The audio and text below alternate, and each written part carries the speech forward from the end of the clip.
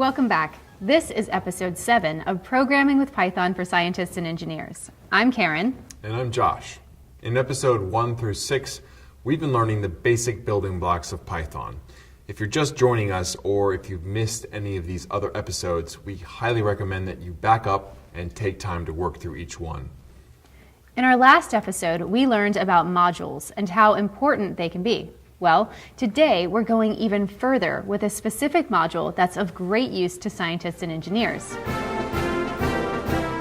Now that we understand modules, we will learn about the foundational module for most scientific and engineering programming, Numpy. Numpy is not a base module or package in Python, but it is already available in your Anaconda distribution. Numpy introduces a new type for us, with a lot of predefined functions and attributes for it. This type is the ND array. An array is an ordered sequence with each element being the same type. We access each element with an index, just as we did for lists. Every index has to be an integer. An array can have one or more dimensions.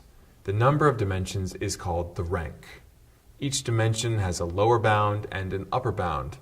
In Python, the lower bound is always 0. A one-dimensional array is similar to a mathematical vector. A two-dimensional array is similar to a mathematical matrix. The first dimension is the row, and the second dimension is the column. But we can go beyond 2 dimensions. For 3 dimensions, we can visualize a cube with 1-dimension rows, the next columns, and the third depth. And guess what? We can go even further. The only limit on the number of dimensions is the computer's memory. How do we create arrays? Several methods are built into Numpy. First, there is the array function. The array function takes a list and converts it into an array. Open a new file in Spider and save it as arrays.py. Then type the following. And run the code. To access an element, we use the array name followed by an index in square brackets. In your IPython console, type A0 in brackets, then A3 in brackets. A is an example of a one-dimensional array. We can get the size, which is the number of elements, and the shape, a tuple containing the upper bound for each dimension. In your IPython console, type the following. Even though A has 1 dimension, the shape is presented in parentheses with a comma after the number. This is the format Python uses for a tuple with only 1 element. We can create a 2-dimensional array by using the Numpy array with a list of lists. Type the following line in the file arrays.py. Run the file and type B in your IPython console.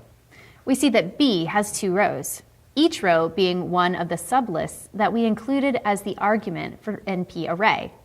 Now, type the following.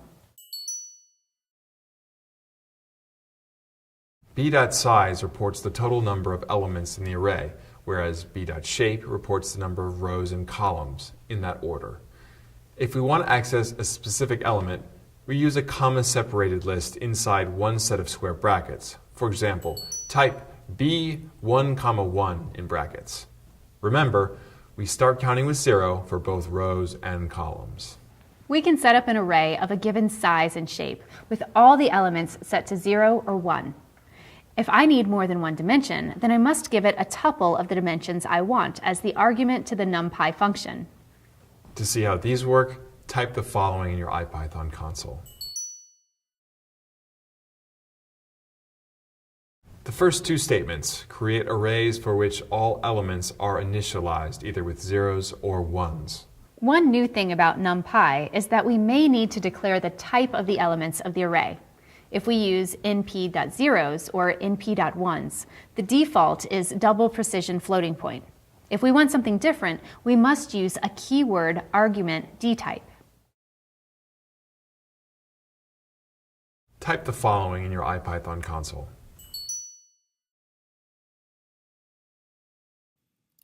Now, mint is a matrix of zeros that are all integers. On the other hand, if we use the numpy array function but give it a list with literal values, the type is inferred from the values unless we specify otherwise with dtype.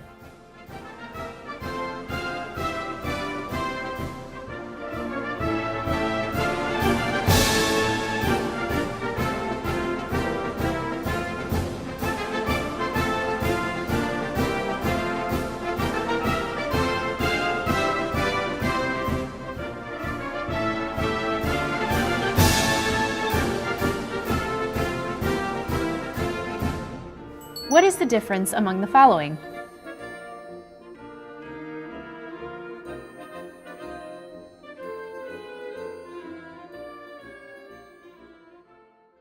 If we want to create an array with the numbers from 0 to 99, we could use the range function to create a list and pass that list as an argument into the np_array function.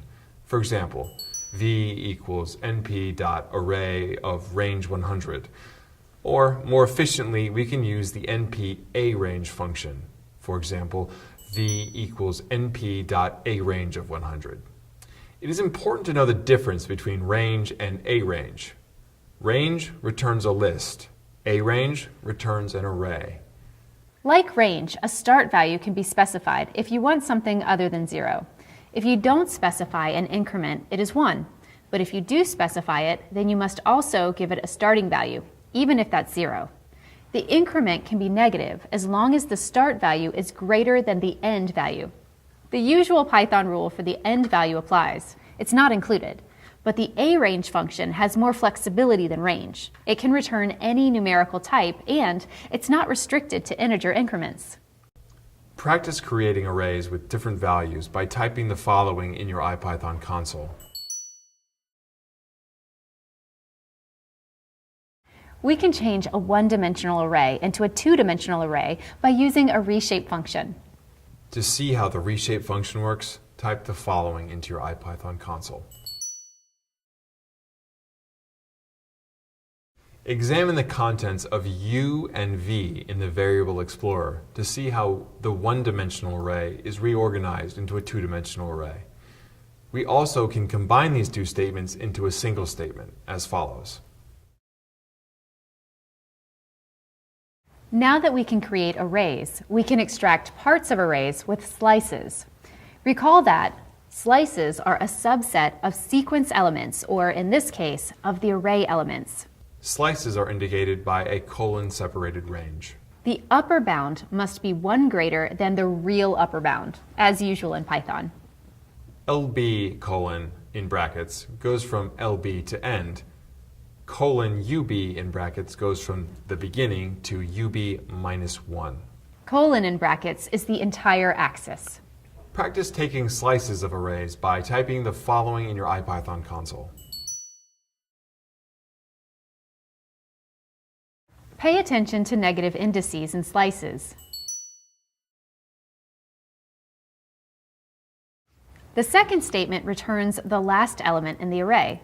The third statement returns a slice of the array that contains all elements except for the last one.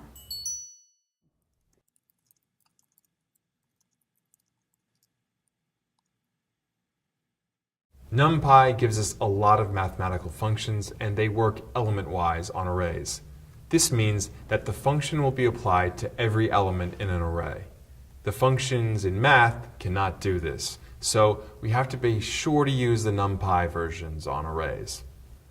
Type the following into your IPython console.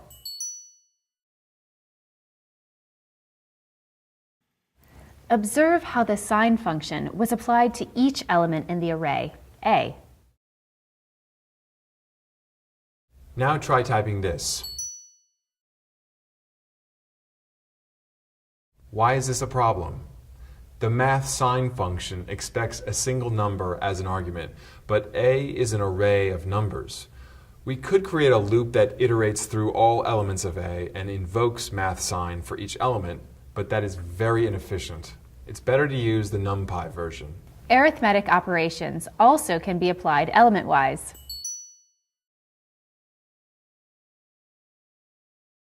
Here, each element of the array created by np.arange is multiplied by pi and divided by 4. The result is stored as an array in the variable I, and it's all done in a single statement.